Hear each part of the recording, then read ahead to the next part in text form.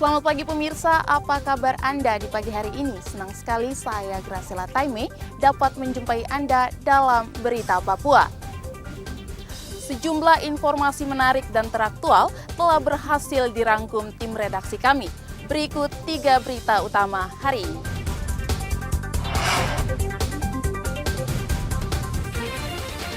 Perahu cepat yang mengangkut 4 penumpang dan sayuran hilang kontak di perairan Mimika. Jalan utama Kampung Binaloka rusak parah karena gelombang air laut. Puluhan pengendara terjaring razia polisi di depan Mapolda Papua.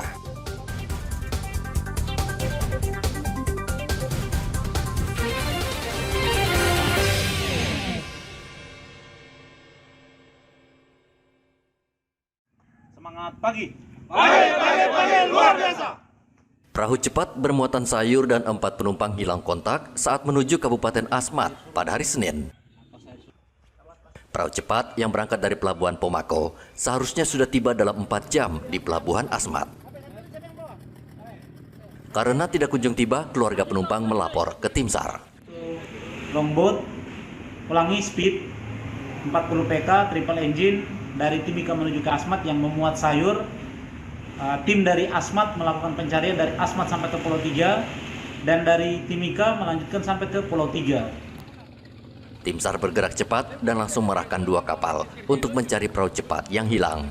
Tim SAR juga meminta bantuan TNI dan Polri. Hingga berita ini disusun, perahu itu belum ditemukan. Dari Mimika, Papua Tengah, Igobat Momolin melaporkan.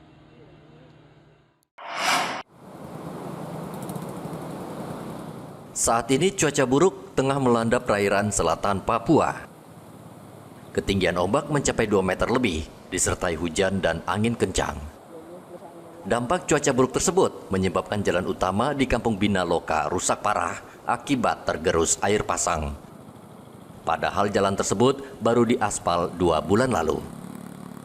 Menurut nelayan setempat, jalan utama ini sudah sering rusak akibat tergerus air laut. Setidaknya dalam 1 tahun, jalan harus diperbaiki sebanyak 3 kali karena sering rusak. Rusak itu kenapa? Akibat ombak itu besar nih. Ombak, yang dia ini. Sudah berapa kali jalan dikasih baik ini, diperbaiki nih. Yang rusak ini, pantai ini.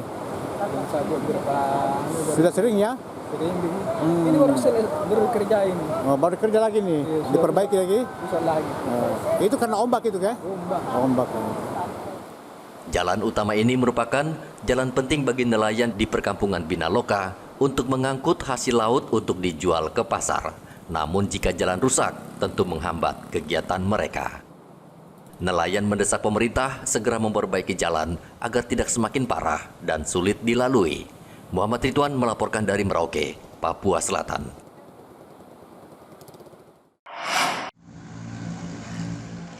Kapolres Merauke AKBP Leonardo Yoga saat memimpin apel operasi keselamatan Kartens yang diikuti ratusan polisi meminta anak buahnya bertindak persuasif. Ia berharap pelaksanaan operasi keselamatan Kartens 2025 dapat menekan angka pelanggaran dan kecelakaan lalu lintas di Merauke.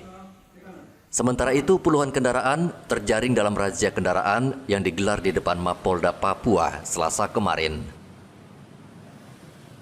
Kabak Bin Opsnal, Direktorat Lalu Lintas Polda Papua, AKBP Johan Valentino Nanuru mengatakan operasi keselamatan ditujukan untuk meningkatkan kepatuhan pengguna jalan dan budaya tertib di jalan raya. Target untuk kita melaksanakan operasi ini lebih kepada masyarakat yang melakukan pelanggaran, terutama pelanggaran yang kasat mata, sehingga apabila kita menemukan masyarakat melakukan pelanggaran, terutama tidak pakai helm, ataupun mungkin masyarakat yang tidak memiliki surat-surat lengkap kendaraan, itu akan kita laksanakan penindakan. Seperti itu. Iya, seluruh Polres melaksanakan, seluruh Indonesia melaksanakan kegiatan operasi keselamatan lalu lintas. Operasi ini memang kalau kita lebih mengedepankan penyuluhan dan pembinaan kepada masyarakat, di mana kita memberikan edukasi kepada masyarakat terkait dengan bagaimana masyarakat itu dia harus tertib berlalu lintas, dia harus menyiapkan surat-surat kendaraannya, dia harus pakai helm, dia harus taat aturan lalu lintas, sehingga menjelang operasi ketupat kita memaksimalkan tingkat kecelakaan seperti itu. Ada 7 jenis pelanggaran yang menjadi fokus polisi dalam operasi ini, yaitu pengendara bermain ponsel saat berkendara, pengemudi di bawah umur, tidak menggunakan helm, berkendara dalam pengaruh alkohol, melawan arus, berkendara dengan kecepatan tinggi, dan menggunakan knalpot balap. Muhammad Ridwan dan Arthur melaporkan dari Merauke dan Kota Jayapura. Pemerintah Provinsi Papua Selatan bakal melakukan efisiensi dengan menghentikan tenaga honorer yang bekerja di lingkungan pemerintahan. Langkah ini diambil Pemprov Papua Selatan menyusul temuan ada sekitar 502 tenaga honorer yang tidak tercatat dalam struktur pemerintahan. Untuk itu, pemerintah daerah akan menerbitkan surat edaran untuk menertibkan tenaga honorer sesuai instruksi pemerintah pusat karena pemborosan dan menghambat pekerjaan di lingkungan pemerintahan. Gubernur menginstruksikan kepada seluruh pimpinan OPD agar memberhentikan seluruh tenaga yang diangkat sebanyak 502 dan melakukan penataan ulang di tahun 2025. Penataan ulang tersebut untuk 4 hal, untuk 4 jabatan. Yang pertama adalah cleaning service, yang kedua supir, yang ketiga penjaga kantor atau security, dan yang keempat pramubakti atau pramusaji. 4 hal itu yang boleh diangkat oleh pimpinan OPD melalui sistem outsourcing atau kontrak. Itu yang diperintahkan. Ternyata kebijakan yang disampaikan oleh Pak Gubernur juga ditindaklanjuti oleh pemerintah pusat yang menegaskan untuk tahun 2025 tidak ada lagi pengangkatan pegawai honorer. Tenaga honorer yang tidak resmi mulai dari satpam, sopir, dan petugas kebersihan agar segera diberhentikan untuk efisiensi. Badan Kepegawaian dan Pengembangan Sumber Daya Manusia juga akan meminta seluruh pimpinan OPD untuk segera memberhentikan tenaga honorer yang tidak tercatat dan menata kembali struktur pemerintahan. Muhammad Ridwan melaporkan dari Merauke, Papua Selatan. Sebentar lagi umat Islam akan melaksanakan ibadah puasa selama 1 bulan. Agar pelaksanaan ibadah puasa berjalan lancar dan khusyuk, Majelis Ulama Indonesia Provinsi Papua Selatan meminta agar operasi tempat hiburan malam dibatasi dan penjualan minuman keras ditutup selama ibadah puasa. Menurut Ketua MUI Papua Selatan, Jufri Tamrin, ibadah puasa merupakan bulan yang sakral yang dijunjung umat Islam.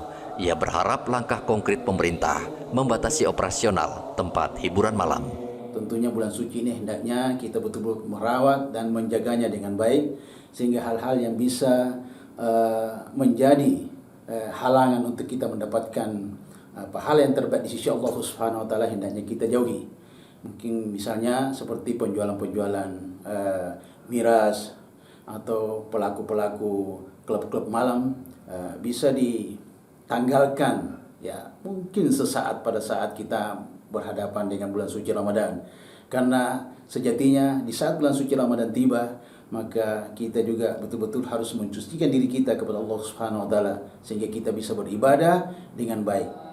Bupati Merauke Romanus Baraka sebelumnya sudah memerintahkan tempat hiburan malam dan penjualan minuman keras di Kota Merauke untuk tidak beroperasi selama 2 hari saat awal bulan puasa. Umat Islam diperkirakan akan mulai melaksanakan ibadah puasa pada tanggal 1 Maret mendatang selama 1 bulan lamanya. Muhammad Ridwan melaporkan dari Merauke, Papua Selatan.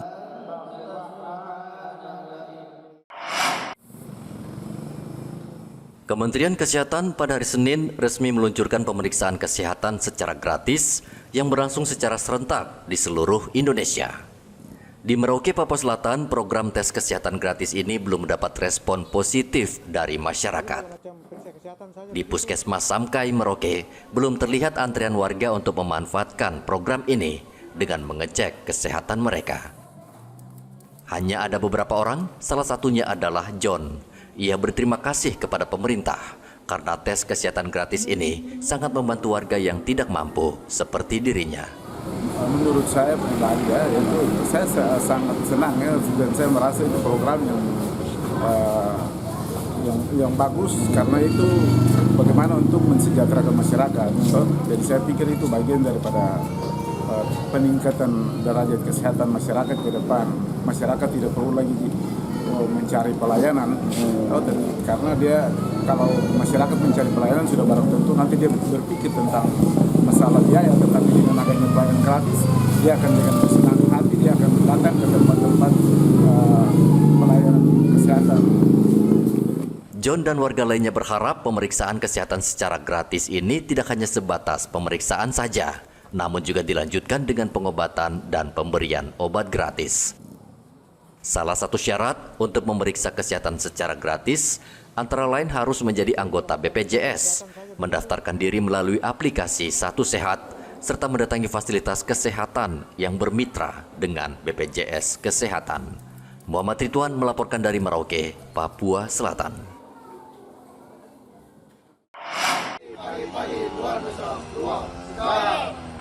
Puluhan anak-anak di distrik Kurima, Kabupaten Yahukimo, Provinsi Papua Pegunungan, pada hari Senin mendapat makan siang bergizi gratis.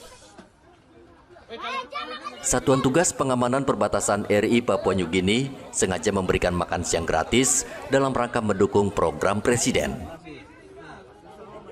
Pemberian makanan gratis ini masih dalam tahap uji coba karena belum berjalan secara permanen di Provinsi Papua Pegunungan. Memberikan makanan bergizi gratis ini merupakan wujud kepedulian Pos Kurima Satgas Yonif 641 Beruang dalam rangka mendukung program nasional memberikan makan bergizi kepada anak-anak Papua.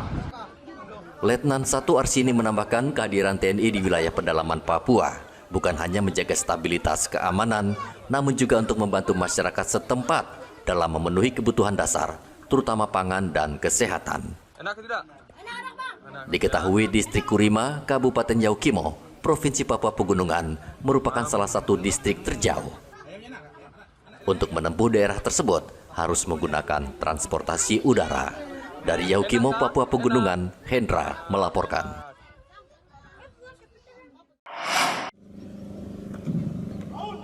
Ratusan tentara dari berbagai angkatan, yaitu laut, udara, dan darat, mengikuti upacara operasi penegakan tata tertib dan justisi polisi militer di lapangan Makodam 17 Cendrawasih.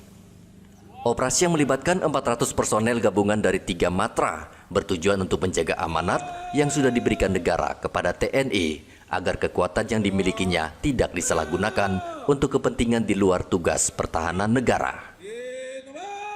Kepala Staf Kodam 17 Cendrawasih, Brigjen TVZ Buah, mengatakan operasi ini mengedepankan aspek-aspek edukatif, preventif, dan persuasif agar para prajurit TNI menjadi tertib dan taat hukum guna mencegah terjadinya pelanggaran. Tentunya untuk penegakan disiplin ya dan tata tertib bagi prajurit TNI dan PNS dengan tujuan kita pertama adalah mencegah mereka untuk melakukan pelanggaran. Kemudian bagi yang telah melakukan pelanggaran tentunya akan kita lakukan tindakan sesuai dengan prosedur yang ada. Itu tujuan utamanya sesuai tema yang kita bisa lihat di sini adalah polisi militer siap menegakkan hukum, disiplin dan tata tertib untuk mewujudkan prima sebagai garda terdepan pertahanan negara menuju Indonesia maju. Penjabat Gubernur Papua Ramses Limbong menyampaikan dengan adanya operasi penegakan tata tertib dan justisi semakin menekan pelanggaran yang berdampak pada masyarakat setempat. Ia berharap dengan operasi Gaktip ini mengedepankan kearifan lokal sehingga pelaksanaan operasi dapat berjalan aman. TNI berasal dari rakyat untuk rakyat oleh rakyat. Itu sehingga saya perlu juga bahwa prajurit-prajurit di sini kan masyarakat Papua juga di dalam kehidupan mereka sehari-hari juga berinteraksi dengan masyarakat juga. Sehingga dengan adanya operasi Gaktip ini, mudah-mudahan yang pertama akan semakin menekan tingkat pelanggaran yang bisa berdampak terhadap masyarakat luas. Itu harapan kami. Sehingga nanti di dalam pelaksanaan operasi Gaktip itu adalah dengan ya seperti tadi kearifan. Polisi militer harus mampu menjadi aparat penegak hukum yang mampu memberikan kontribusi positif terhadap penegakan hukum tidak hanya di lingkungan TNI, namun juga dalam lingkup nasional. Menurut data Kodam 17 Cendrawasih, di tahun 2024 lalu pihaknya menangani 211 kasus pelanggaran. Data tersebut lebih rendah dibandingkan tahun 2023 lalu, mencapai 284 kasus pelanggaran. Dari Kota Jayapura, Papua, Hendra melaporkan. Komunitas Reggae Papua menggelar kegiatan camping dan tribut to Bob Marley yang berlangsung selama 3 hari di distrik Sentani Timur, Kabupaten Jayapura. Acara ini menjadi ajang bagi komunitas reggae serta masyarakat umum untuk berkumpul dan merayakan musik reggae, sekaligus menyuarakan pesan perdamaian di tanah Papua. Selain ajang silaturahmi penggemar musik reggae, kegiatan ini juga memberikan ruang bagi pelaku usaha mikro, kecil, dan menengah untuk mempromosikan produk mereka. Sejumlah pelaku usaha di Kabupaten Jayapura mendapat kesempatan membuka stand di lokasi acara dan menjual berbagai produk seperti makanan khas Papua dan kerajinan tangan. Ini awal daripada kita bikin event untuk menarik sebuah perhatian untuk bagaimana ke depannya siapa saja bisa melakukan aktivitas di sini, tentunya dengan biaya-biaya pemakaian ini sendiri. Dan tempat ini juga akan ke depan menjadi sebuah tempat kafe yang perkumpulan kafe-kafe khas orang asli Papua. Jadi kita akan membuat bevak-bevak atau pondok-pondok yang khas orang Papua yang disajikan menu-menu orang asli Papua di sini. Dan juga di tempat ini juga akan ke depan menjadi sebuah tempat persinggahan bagi siapa saja merasa lelah ketika berpergian atau berlalu lalang di sepanjang dari Waena menuju Sentani. Melalui acara ini, komunitas reggae Papua berharap bisa terus menyebarkan semangat persaudaraan, perdamaian, serta mendukung pengembangan ekonomi lokal dan pariwisata di Papua. Musik reggae merupakan musik etnis dan khas negara Jamaika.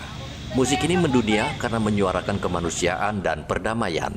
Reggae dipopulerkan Bob Marley yang wafat pada tanggal 11 Mei 1981. Ari melaporkan dari Kabupaten Jayapura, Papua.